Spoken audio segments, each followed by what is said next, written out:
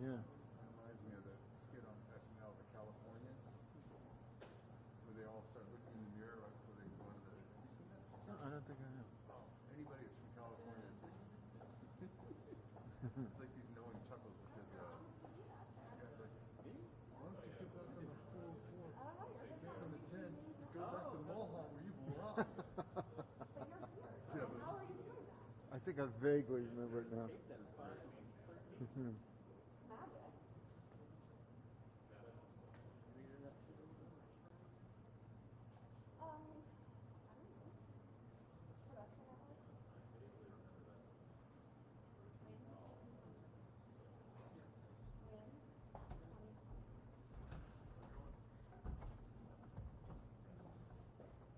Little bit underneath his lens.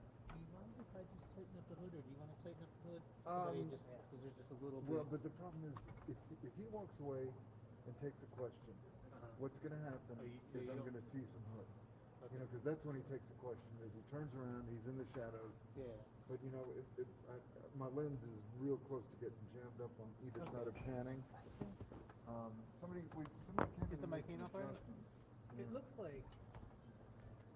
Here's my. No, you're good. Here's my thermometer. If I go like this, then I'm actually pressing into it. Yeah. And that's where he's going to go out, right? Yeah, you typically, yeah. And then over here, it really gets jammed up again. But, you know, so I feel like I've got just enough wiggle room that I can, you know.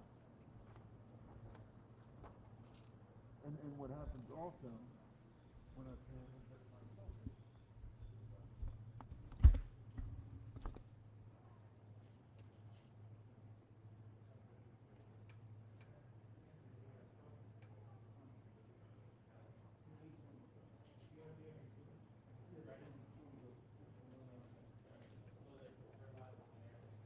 Oh, he does that.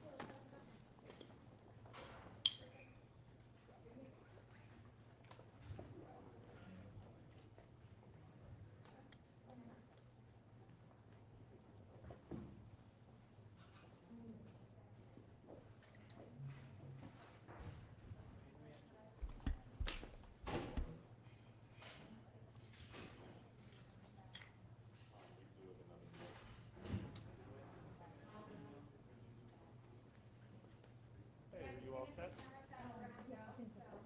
Yep. You want me to have them send you tone? Yeah. If you could send tone to Molt Tone. Good? Good, going back to cut.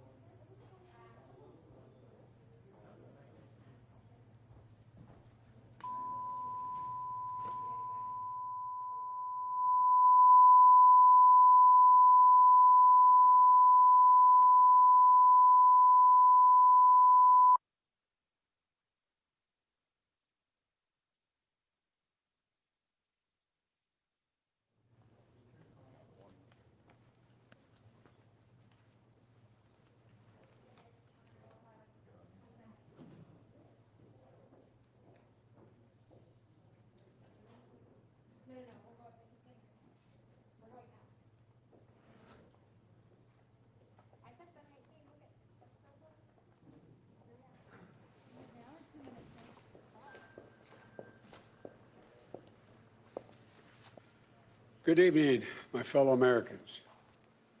It's been 343 days since the virus that has ravaged our nation tragically claimed its first life.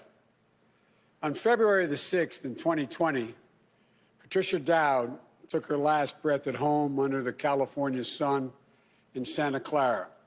She was 57 years old, a beloved wife, mother, daughter, sister. She never knew she had the virus at the time when most folks never heard about the virus. But just like that, she was gone. And almost exactly 1 year later, nearly 400,000 of our fellow Americans have met the same cruel fate. Countless families and friends left behind with unrelenting grief and guilt, anger and frustration. And the emptiness felt by the loss of life is compounded by the loss of our way of life. During this pandemic, millions of Americans, through no fault of their own, have lost the dignity and respect that comes with a job and a paycheck. Millions of Americans never thought they'd be out of work. Many of them never even envisioned the idea, are facing eviction, waiting for hours in their cars to feed their families as they drive up to a food bank. Millions have kept their jobs but have seen their hours and paychecks reduced, barely hanging on as well. That's happening today in the United States of America. Just as in the midst of the dark winter of this pandemic, as cases, hospitalizations, and deaths spike at record levels, there is real pain overwhelming the real economy. One where people rely on paychecks, not their investments, to pay for their bills and their meals and their children's needs. You won't see this pain if your scorecard is how things are going on Wall Street.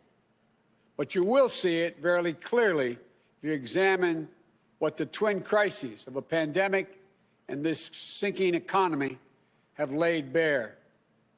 The growing divide between those few people at the very top who are doing quite well in this economy and the rest of America. Just since this pandemic began, the wealth of the top 1% of the nation has grown roughly $1.5 trillion since the end of last year, 4 times the amount for the entire bottom 50% of American wage earners. Some 18 million Americans are still relying on unemployment insurance. Some 400,000 small businesses have permanently closed their doors. And it's not hard to see that we're in the middle of the once-in-several-generations economic crisis with a once-in-several-generations public health crisis. The crisis of deep human suffering is in plain sight, and there's no time to waste. We have to act, and we have to act now. This is what economists are telling us. More importantly, it's what the values we hold dear in our hearts as Americans are telling us. A growing chorus of top economists agree that the moment of crisis, in this moment of crisis, with interest rates at historic lows, we cannot afford inaction. It's not just that smart fiscal investments, including deficit spending, are more urgent than ever. It's that the return on these investments in jobs, racial equity, will prevent long-term economic damage, and the benefits will far surpass the cost. A growing number of top economists has shown even our debt situation will be more stable, not less stable, if we seize this moment with vision and purpose. And so tonight, I'd like to talk to you about our way forward, a 2-step plan of rescue and recovery, a 2-step plan to build a bridge to the other side of the crisis we face to a better, stronger, more secure America. Tonight, I'll lay out my first step, the American Rescue Plan that will tackle the pandemic and get direct financial assistance and relief to Americans who need it the most. Next month, my first appearance before a joint session of Congress, I will lay out my Build Back Better recovery plan. It'll make historic investments in infrastructure, that Build Back Better plan. Infrastructure, manufacturing, innovation, research and development, and clean energy. Investments in a caregiving economy and in skills and training needed by our workers to be able to compete and win in the global economy of the coming years. Moody's, an independent Wall Street firm, said my approach will create more than 18 million good-paying jobs. Our rescue and recovery plan is a path forward with both seriousness of purpose and a clear plan, with transparency and accountability, with a call for unity that is equally necessary. And unity is not some pie-in-the-sky dream. It's a practical step to getting the things we have to get done as a country get done together. As I said when it passed in December, the bipartisan COVID-19 relief package was a very important first step. And I'm grateful for the Democrats, Republicans, and independent members of Congress who came together to get it done. But I said at the time, it's just a down payment. We need more action, more bipartisanship, and we need to move quickly. We need to move fast. Our rescue plan starts aggressively in order to speed up our national COVID-19 response. The vaccines offer so much hope, and we're grateful to the scientists and researchers and everyone who participated in the clinical trials. We're also grateful for the rigorous review and testing that has led to millions of people around the world already being vaccinated safely. But the vaccine rollout in the United States has been a dismal failure thus far. Tomorrow, I will lay out our vaccination plan to correct course and meet our goal of 100 million shots at the end of my first 100 days as president. This will be one of the most challenging operational efforts we have ever undertaken as a nation. We'll have to move heaven and earth to get more people vaccinated, to create more places for them to get vaccinated, to mobilize more medical teams to get shots in people's arms, to increase vaccine supply, and to get it out the door as fast as possible. We'll also do everything we can to keep our educators and students safe, to safely reopen a majority of our K-8 schools by the end of the first 100 days. We can do this if we give the school districts, the schools themselves, the communities, the states, the clear guidance they need, as well as the resources they need that they can't afford right now because of the economic dilemma they're in. That means more testing and transportation, additional cleaning and sanitizing services in those schools, protective equipment and ventilation systems in those schools. We need to make sure that workers who have COVID-19 symptoms are quarantined, and those who need to take care of their family members with COVID-19 symptoms should be able to stay home from work and still get paid. This will reduce the spread of the virus and make sure workers get the support they need to maintain their families. But we need about $400 billion in funding from Congress to make all of what I just said happen. It's a great deal, but I'm convinced we are ready to get this done. The very health of our nation is at stake. Our rescue plan also includes immediate relief to Americans hardest hit and most in need. We will finish the job of getting a total of $2,000 in cash relief to people who need it the most. The $600 already appropriated is simply not enough. You just have to choose between paying rent and putting food on the table. Even for those who've kept their jobs, these checks are really important. You see, if you're an American worker making $40,000 a year with less than $400 in savings, maybe you've lost hours, or maybe you're doing fewer shifts, driving a truck or caring for the kids or the elderly. You're out there putting your life on the line to work during this pandemic and worried every week that you get sick, lose your job, or worse. $2,000 is going to go a long way to ease that pain. We'll also provide more peace of mind for struggling families by extending unemployment insurance beyond the end of March for millions of workers.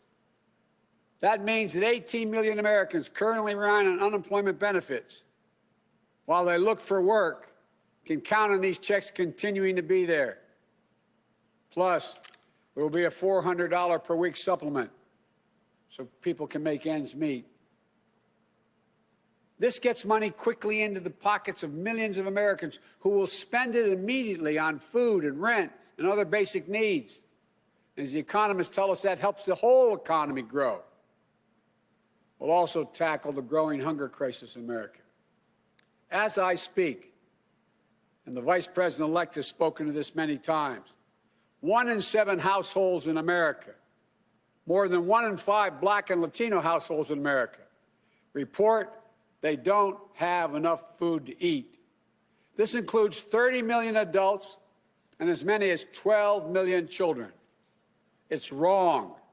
It's tragic. It's unnecessary. It's unacceptable. So we're going to extend emergency nutritional assistance for 43 million children and their families enrolled in the SNAP program through the rest of this year. We'll help hard-hit restaurants prepare meals for the hungry, provide food for the families who need it. We will invest $3 billion in making sure mothers and their young children have the nutrition they need. This will not only meet our moral obligation we have to one another, but will also spur our economic growth, get restaurants and workers back on the job. And as we work to keep people from going hungry, we'll also work to keep a roof over their heads, to stem the growing housing crisis and evictions that are looming. Approximately 14 million Americans have fallen behind on rent, many at risk of eviction. If we don't act now, there'll be a wave of evictions and foreclosures in the coming months as the pandemic rages on. This would overwhelm emergency shelters, increase COVID-19 infections as people have nowhere to go and can't socially distance. Next week, we'll take action to extend nationwide restrictions on evictions and foreclosures. This will provide more than 25 million Americans greater stability instead of living on the edge every single month. And I'm asking Congress to do its part by funding rental assistance for 14 million hard-hit families and tenants. It will also be a bridged economic recovery for countless mom-and-pop landlords. These crises are straining the budgets of states and cities and tribal communities that are forced to consider layoff and service restrictions of the most needed workers. It means that people putting their lives at risk are the very people now at risk of losing their jobs. Police officers, firefighters, all first responders, nurses, educators. You know, over the last year alone, over 600,000 educators have lost their jobs in our cities and towns. Our rescue plan will provide emergency funding to keep these essential workers on the job and maintain essential services. We will ensure that vaccines are administered and schools can reopen.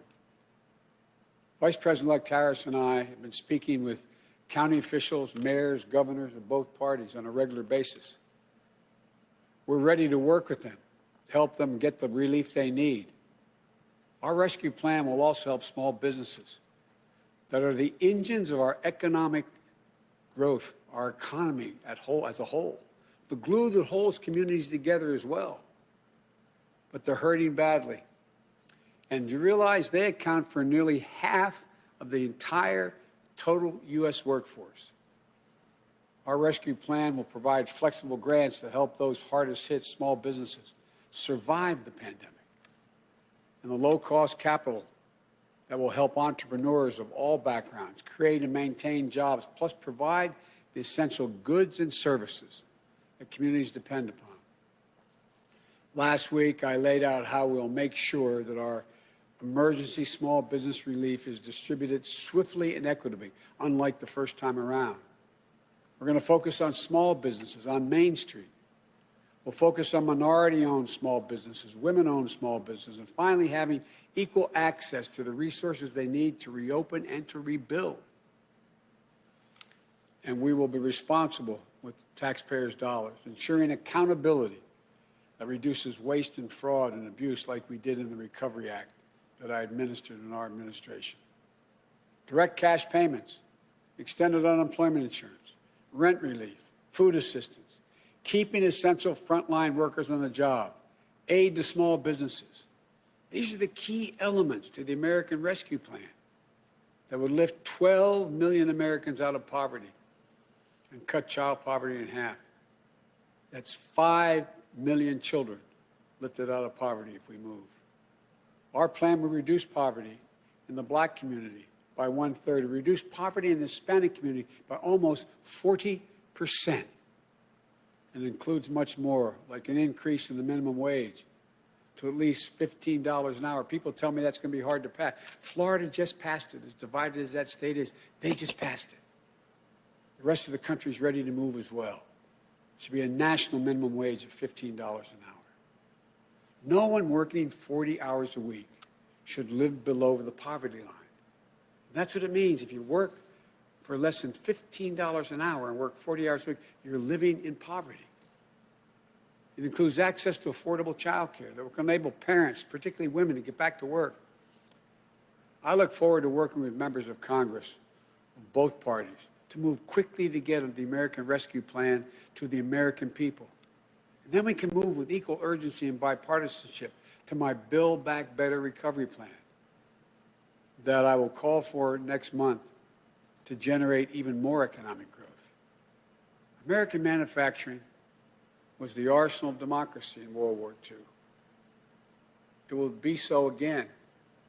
Imagine a future made in America, all made in America, and all by Americans. We'll use taxpayers' dollars to rebuild America. We'll buy American products, supporting millions of American manufacturing jobs, enhancing our competitive strength in an increasingly competitive world. Imagine historic investments in research and development to sharpen America's innovative edge in markets where global leadership is up for grabs, markets like the battery technology, artificial intelligence, biotechnology, clean energy. Imagine confronting the climate crisis with American jobs and ingenuity leading the world. It's time to stop talking about infrastructure and to finally start building an infrastructure so we can be more competitive. Millions of good-paying jobs that put Americans to work rebuilding our roads, our bridges, our ports, to make them more climate resilient, to make them faster, cheaper, cleaner, to transport American-made goods across our country and around the world. That's how we compete. And imagine millions of jobs in a caregiving economy to ease the financial burden of caring for young children and aged loved ones. Let's make sure our caregivers, mostly women, women of color, immigrants, have the same pay and dignity that they deserve. So we can do these bold, practical things now. I know what I just described does not come cheaply, but failure to do so will cost us dearly. The consensus among leading economists is we simply cannot afford not to do what I'm proposing.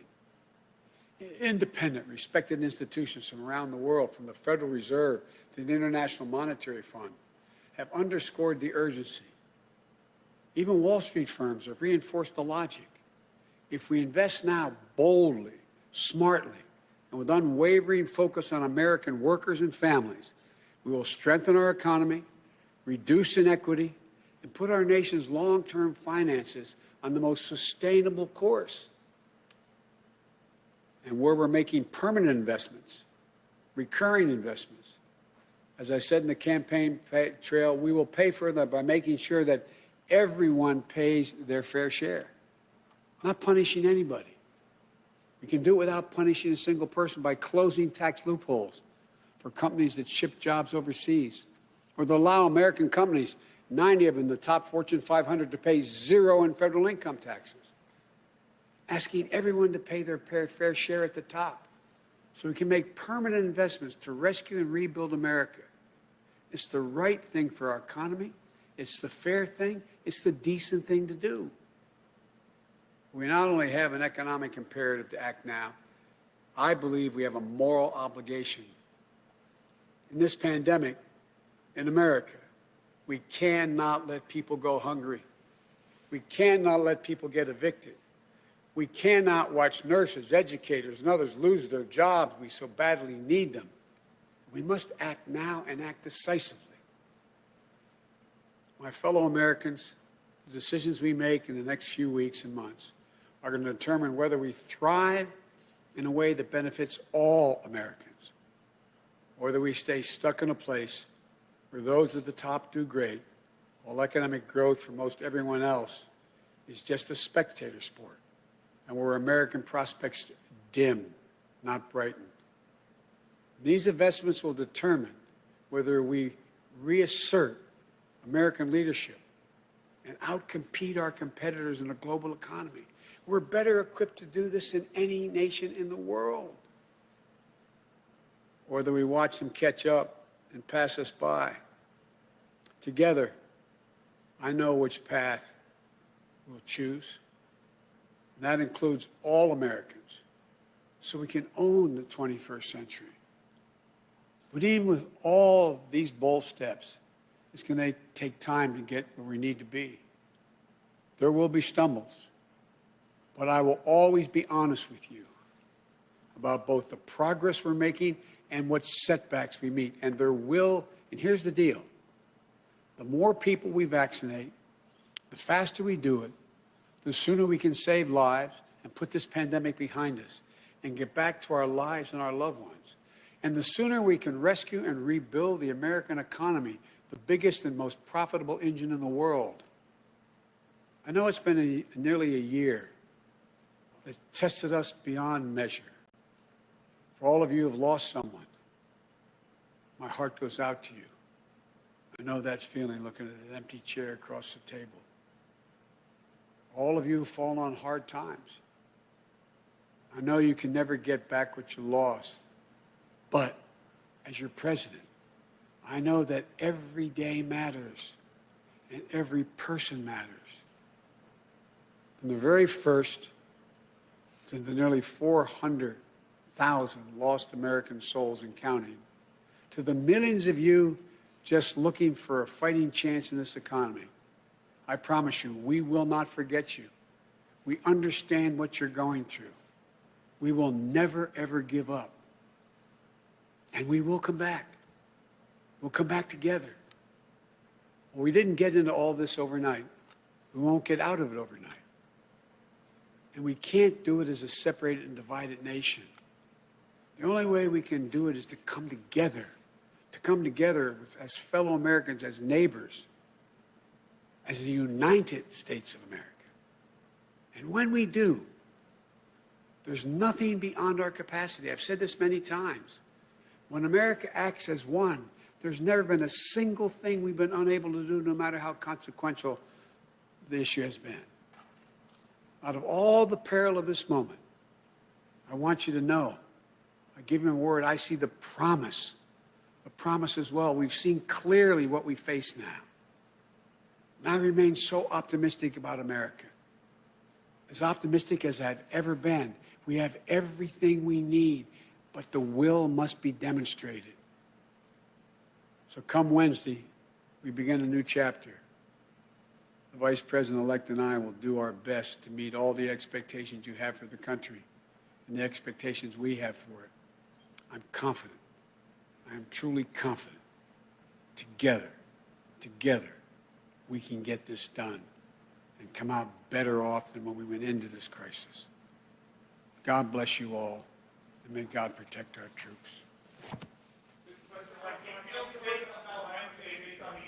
Mr. President, feel safe. have you heard from the parliamentarian about bifurcation, sir?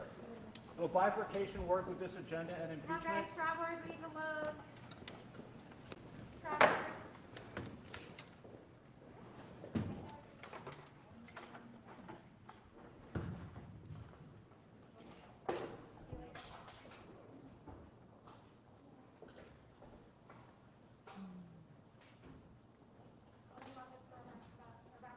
Let's go, guys, let's hurry. Bye, travelers.